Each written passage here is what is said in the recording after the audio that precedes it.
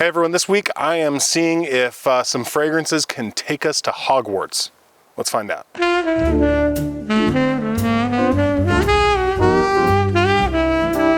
All right, so something about me, you may have picked up on this based on some of the things I've bought, but I am a sucker for marketing. I'm incredibly easy to market to because I allow myself to get hyped up for things. So if you are on Instagram at all and you have any interest in fragrances, you're probably going to get marketed to by House of Sillage at some point. They are a luxury, I guess I would say, producer. I don't know much, if anything, about the actual house itself. I just see a million branded fragrances. So I think the first thing I saw from them were a bunch of Batman fragrances that were linked with the Robert Pattinson movie that came out a few years ago. But I've also seen them for, Disney stuff. I feel like I even saw Looney Tunes. And one of the other ones that I saw were the Hogwarts fragrances for each of the houses in the Harry Potter universe of Harry Potter, but the Hogwarts itself, the school, with each of the houses. So I was curious, but unwilling to spend. I'm trying to remember what the regular price is for these fragrances. It's somewhere north of $300, I feel like, I want to say. You see them consistently on sale for like in the 100 to 200s, I feel like. Maybe if you do bundles, maybe they're in the hundreds. I don't know. They're several $100s, and that's way too much for me to blind buy one of them. But I wanted to know what they smell like, if they're, thematically on brand, in my opinion, whatever that means. And, I don't know. I'm curious. I wonder with the fragrances, how different are they? How much are they actually factoring in? Are they going for some sort of an artistic representation of the association? I mean, I'm sure they do in the marketing stuff, but I will say, I wonder about that with the fragrances that I'm about to talk about. I've worn these each a couple of times, sprayed them. I just have the samples. So I'm gonna take you through these. I'm gonna take you through them in a little bit of a different order, just because I assume most people are curious most about Gryffindor and Slytherin, so I'm gonna save those ones for last.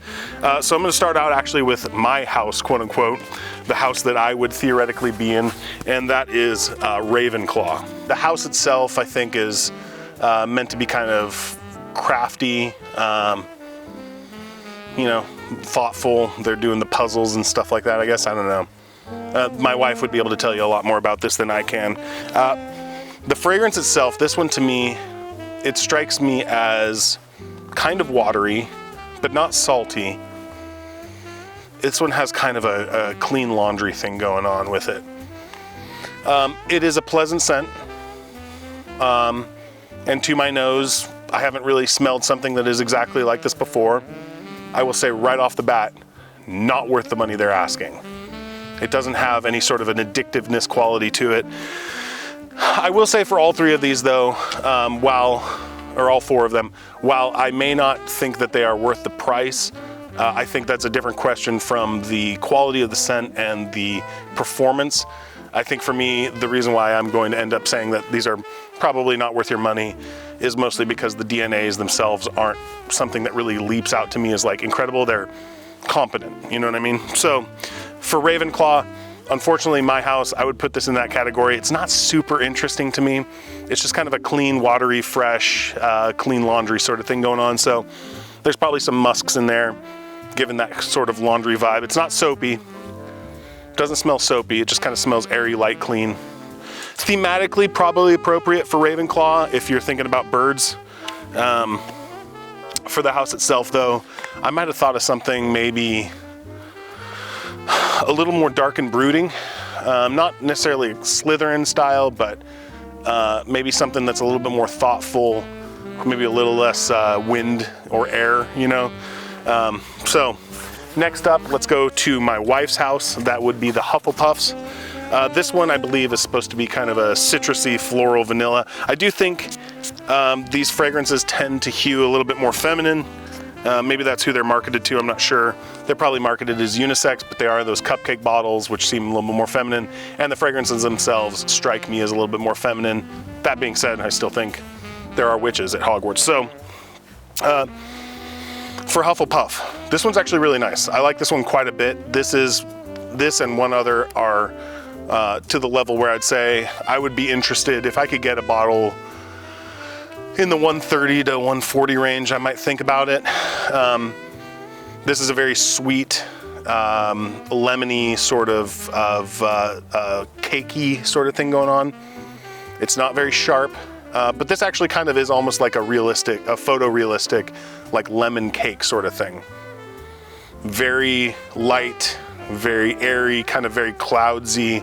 This has a good vibe to it.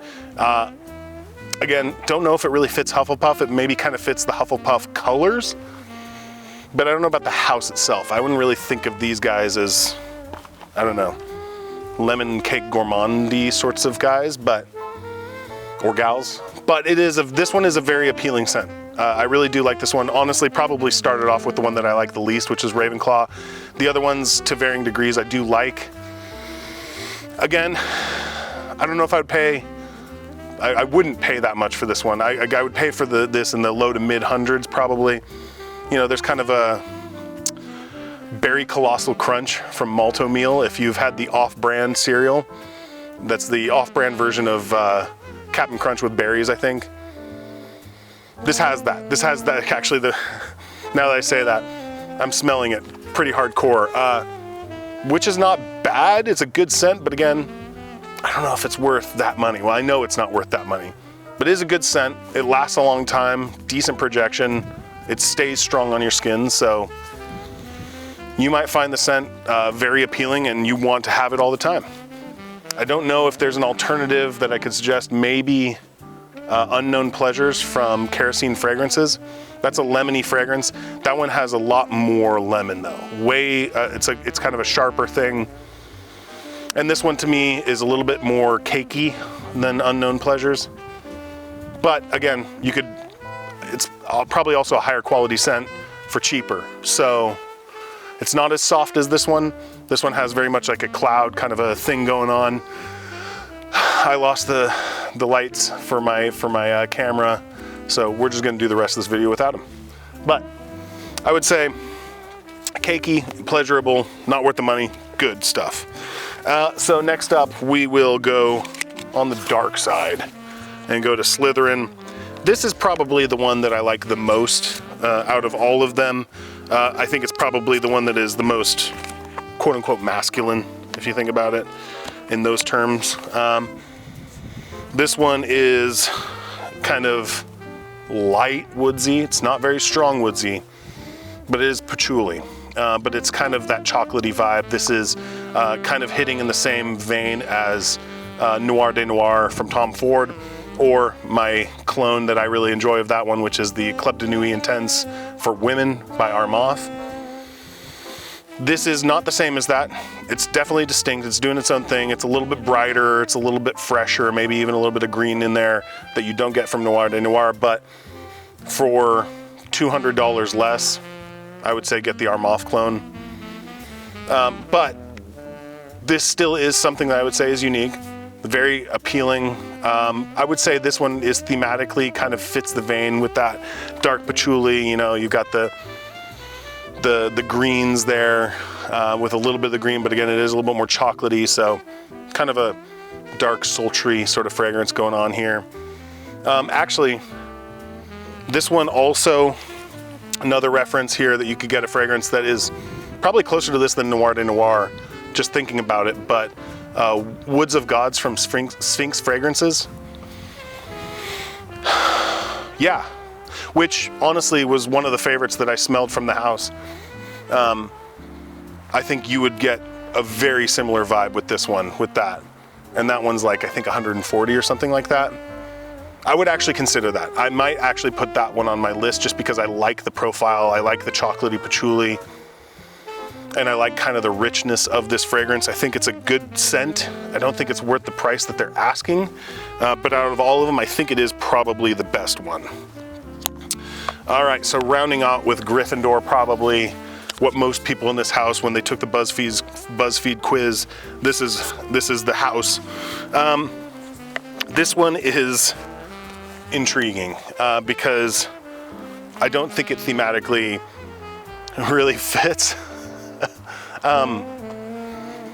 But it's also the strongest of all the scents. This one is very floral, very kind of bubblegummy, sort of floral, sweet. This smells like really, really, really nice shampoo. Like maybe you would smell this at like a nice hotel or even a resort, like as their kind of like scent that they have, which again, sounds like it should be cheaper. I think that's because it should. Though I will say about this fragrance versus the other ones, I expected it to not have insane performance, but like I said, this one's powerful. It stays strong on your skin and it lasts a really long time. So in terms of quality and longevity, this one is a monster. So if you're looking for something that's feminine, bright, floral, clean, and lasts a really long time, this is a really good scent. I really do like the scent. I don't think it really makes me think of Gryffindor witches, because I think that's who this would be for. Maybe. I think for me the trouble is that it's just so close to a really nice shampoo. I can't really picture myself spending the price that they're asking for that scent. I like it. I wouldn't even mind having it as part of my collection, but I just don't want to spend that kind of money I just don't think the DNA is really worthy, of what they're asking. Even though it's good, even though it's strong, even though it lasts forever. I mean, it checks a lot of boxes, but I don't know. I just don't think it's quite elegant enough for the price they're asking for. When I think about luxury fragrances, I think, and this is kind of a problem with all of these that I've smelled so far, I think about luxury fragrances, I think about things like Raja, sorry, I'm not gonna pronounce it wrong like everyone else. It's Raja, like a British person saying Roger, because you watch videos of the guy himself and he says Raja. So it's not as elegant or complex as Raja fragrances. One of the dangers that you get with some of the Raja fragrances, though, is they're using a lot of naturals, so they can tend to be a little bit more mature in terms of the people who like them. That being said, I think that is part of luxury, is learning to appreciate some of those finer things, like what the naturals that Raja is using. So, I think this is kind of, this feels so harsh against House of Sillage, but it kind of strikes me as like faux luxury. Like, how like super rich people, they buy clothes from all of the high-end designers, but they don't have any like branding on them. They're getting Louis Vuitton bags and shirts and stuff like that don't have LV anywhere on them, because they have so much money that they can buy the stuff that doesn't have branding and it just looks like, I don't know, homeless person clothing or whatever. But the point is that the luxury for those of us who don't have as much money is the stuff that has the branding all over it. Kind of the faux luxury, because the real luxury is in the other stuff, right? So this strikes me as that. This strikes me as luxury that's saying, hey, I'm luxurious, but to the people who actually know luxury, it's not. I may be reading the brand wrong, but that's kind of the interpretation that I get from it. When I smell the fragrances, I'm like, they're good. They may even be high quality, but the fragrances themselves are not worthy of the price that they're asking for, because they're just not actually up to the level of some of those nicer brands. And the fact that every time I see them, they're on sale for, 50 to 60% off, tells me that they're priced too high to begin with. I will say, out of all four of them, Gryffindor, even though it's one that I like kind of fight against, it's one that like when I wear it, I do catch whiffs of it and I'm like, it smells good, smells good. It's addictive, but not in a way that like, it smells good in a way that I'm like, but I still want it to be better. I want it to be more. I want it to be more engaging. I want it to capture me more than any of these four do. So, I don't know, I might buy another sample from House of Sillage, something else, maybe not some of their non-branded stuff, just to see what that's like. But yeah, this first outing with the house, it's fine. It doesn't rock my world, but it's not terrible. I don't know. Have you guys gotten anything from the house. If you have, let me know down below. I'll try and get some more samples from it.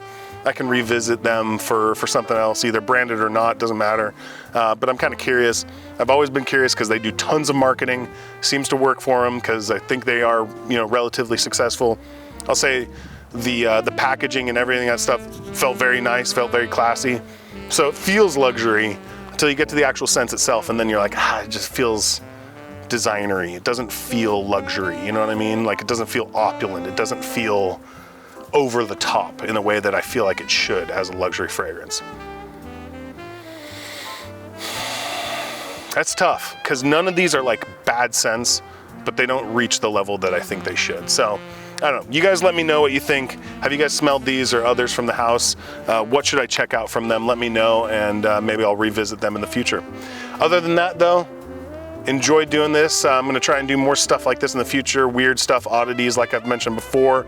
That's kind of the direction I'm probably gonna go in with this channel, just because there's no hope for me to keep up with kind of the insane release schedule that all the designers have and even all of the niche houses have. So I kind of just have to find the stuff that's most interesting to me and then talk about that, because I don't have the money to get everything that comes out as it comes out. So I'm gonna be doing some more of that. That may mean that I'm dipping into older fragrances that people have already, you know, gone through and realized that they, you know, love but left behind a few years ago. So if you've got recommendations, let me know. Again, I'm getting lots of discovery sets, so I'll probably be doing some videos about that. I have ordered some stuff recently that I'm very much looking forward to picking up. By the time this video goes up, I will have already had it, I think, for a little bit of time and been wearing them. But yeah, let me know in the comments if there's something in particular. I like doing fan requests, so let me know if there's something you guys want me to cover, and I'll talk to you guys next week. Bye.